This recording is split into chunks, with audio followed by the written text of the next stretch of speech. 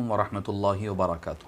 معزز سامعین کرام، شفیق بزرگوں اور عزیز ساتھیوں، یا ایھا الذین آمنوا کی سیریز کی آج 5ویں نشست، جو آیت کریمہ اللہ عز و جل فرماتا ہے، آیت نمبر 183 میں فرماتا ہے، چیپٹر نمبر 2 آیت نمبر 183، اعوذ باللہ من الشیطان الرجیم، بسم اللہ الرحمن الرحیم، یا ایھا الذین آمنوا کتب علیکم الصیام کما کتب علی الذین من قبلکم لعلکم تتقون۔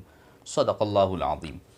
اے ایمان والو، یا ایھا الذین آمنوا، اے ایمان والو، کتبہ فرض کر دیا گیا ہے، علیکم تم پر، الصیام روزہ تم پر فرض کیا گیا ہے، کما کتب علی الذین من قبلکم جیسا کہ تم سے پہلی والی قوموں پر روزہ فرض کیا گیا تھا، لعلکم تتقون تاکہ تم پرہیزگار، نیکوکار، متقی اور پرہیزگار بن جاؤ۔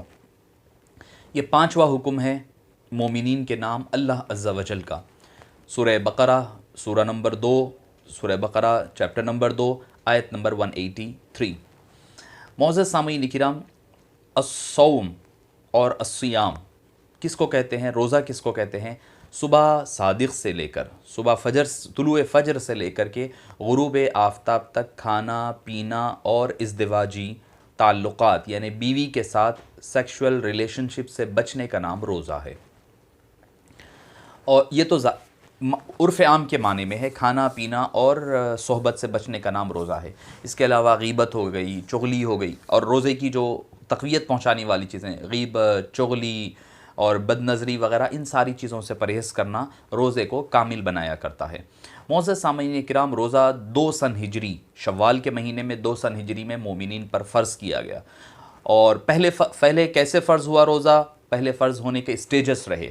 پہلے بتلایا جاتا ہے کہ پہلے کچھ دنوں کا ایام 20 کے روزے دیے گئے، پھر یوم عاشورہ کا روزہ فرض کیا گیا، پھر یہ بھی اختیار دیا گیا اگر کوئی روزہ نہیں رہنا چاہتا ہے تو وہ فدیہ دے لے، یہ بھی اختیار دیا گیا، مگر وہ اختیار سارا ختم ہوا۔ اور پھر اس کے بعد کیا کنڈیشن رہی کہ آدمی سونے سے پہلے جو کھا لے رات میں، اس کے بعد دوسرا روزہ شروع ہو جائے گا دوسرے دن کا۔ مگر ہوا یہ کہ حضرت سرما رضی اللہ عنہ کے بارے میں آتا ہے کہ آپ رات میں تاخیر سے پہنچے، گھر آنے کے بعد گھر پر کچھ نہیں تھا، اہلیہ نے لانے کے لیے گئی، وہ آنے تک نیند لگ گئی، سو گئے، دوسرے دن کا روزہ شروع ہو گیا، کچھ نہیں کھایا تھا، دن بھر کام کیا تھا، دوسرے دن وہ بے ہوش ہو کر گر پڑے، بھوک کی وجہ سے اور نہ کھانے کی وجہ سے، کمزوری کی وجہ سے۔ تب اللہ تعالیٰ نے پھر مرحمت فرمائی کہ رات میں کھانے کی اجازت دے دی گئی۔ پہلے رات میں کھانے کی بھی اجازت نہیں تھی، اگر آپ سو کر اٹھتے تو آپ کے دوسرے دن کے روزے کا آغاز ہو جاتا۔ یہ حضرت سرما رضی اللہ عنہ کی برکت سے یہ ہمیں نصیب ہوا ہے، ان کے وسیلے سے ہمیں یہ آسانیاں ملی ہے۔ اور پھر اس کے باوجود رات میں اہلیہ کے ساتھ رمضان کا پورا مہینہ، چاہے دن ہو یا رات ہو، صحبت نہیں کر سکتے تھے، یعنی بیوی کے قریب نہیں جا سکتے تھے۔ مگر حضرت عمر فاروق رضی اللہ عنہ وارضاہ کی وجہ سے ایک مرتبہ وہ قربت حاصل کر لیے، جس کی وجہ سے قرآن میں حکم نازل ہوا آیت کریمہ، احل لکم لیلۃ الصیام الرفث الی نسائکم، تم اپنی ازواج کے پاس تم رات کے وقت جا سکتے ہو، تمہارے لیے حلال کر دیا گیا۔ تو اس سے پتہ چلتا ہے بڑے حضرات کی، بڑے ہمارے بزرگان دین کی جو ظاہری طور پر غلطی نظر آتی ہے، لغزش نظر آتی ہے، مگر وہ ہمارے لیے باعث رحمت ہوتی ہے، ان کی لغزش ہمارے لیے باعث رحمت ہے۔ اور روزہ پہلی امتوں کو بھی دیا گیا تھا، بعض نے کہا کہ حضرت آدم کے دور سے ہے، بعض نے کہا حضرت نوح علیہ السلام کے دور سے ہے، بہرحال ہر قوم میں، ہر امت میں روزے کی فرضیت باقی رہی۔ آیت کریمہ کیا ہے؟ یا ایھا الذین آمنوا، اے ایمان والو، اے وہ لوگو جو مجھ پر ایمان لا چکے ہو، کتب علیکم الصیام، تم پر روزہ فرض کیا گیا ہے، کما کتب علی، یہ مت سمجھو کہ تمہارے اوپر بوجھ ہے، کما کتب علی الذین من قبلکم، اس سے پہلے والے لوگوں پر بھی روزہ فرض کیا گیا تھا۔ ایسا نہیں ہے تمہارے اوپر کوئی زبردستی نہیں ہے، بلکہ یہ روزہ پہلی امتوں پر بھی رکھا گیا ہے۔ مقصد کیا ہے؟ صرف بھوک پیاس اور جماع سے بچانا نہیں ہے، مقصد لعلکم تتقون، تاکہ تم متقی پرہیزگار بن جاؤ، تاکہ تم اللہ کے سے تقوی اختیار کرنے والے، ڈرنے والے بن جاؤ۔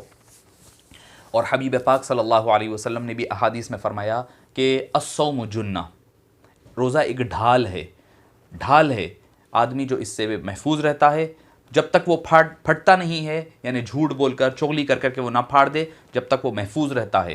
کس سے؟ دوزخ سے ڈھال ہے، ہر قسم کی آفتوں اور مصیبتوں سے ڈھال ہے۔ جنت میں جانے کے کئی راستے، کئی دروازے ہیں، مگر روزہ دار کے لیے ایک سپریٹ راستہ ہوگا، دروازہ ہوگا، اس کو باب الریان یعنی خوب سیراب کرنے والا دروازہ کہا جاتا ہے، اس سے روزے دار کو جنت میں داخلہ عطا فرمائے گا۔ اور اللہ نے کسی عبادت کے بارے میں نہیں فرمایا کہ یہ میرے لیے ہے، میں اس کی جزا دینے والا ہوں، صرف روزے کے بارے میں فرمایا الصوم لی، روزہ صرف میرے لیے ہے اور اس کا بدلہ میں ہی عطا فرمانے والا ہوں۔ تو معزز سامعین کرام، اس آیت کریمہ میں روزے کی اہمیت اور اس کی فرضیت کا حکم ملتا ہے، جس میں اللہ تعالیٰ فرماتا ہے کہ روزہ تم پر فرض کیا گیا ہے، پہلے والی امتوں پر بھی اسی طرح فرض کیا گیا تھا، اور یہاں تک کہ آپ نے فرمایا برائی سے بچنے کا بہترین ذریعہ روزہ ہے۔ آپ نے فرمایا کہ من استطاع منکم الباءۃ فلیتزوج، جو تم میں استطاعت رکھتا ہے نکاح کی تو اسے چاہیے کہ وہ روزہ نکاح کرے، کیونکہ آپ نے فرمایا وہ برائی سے روکنے والا فلاں کئی چیزیں اس کی ذکر فرمائی، نظر سے روکنے والا، برائی سے روکنے والی چیز ہے۔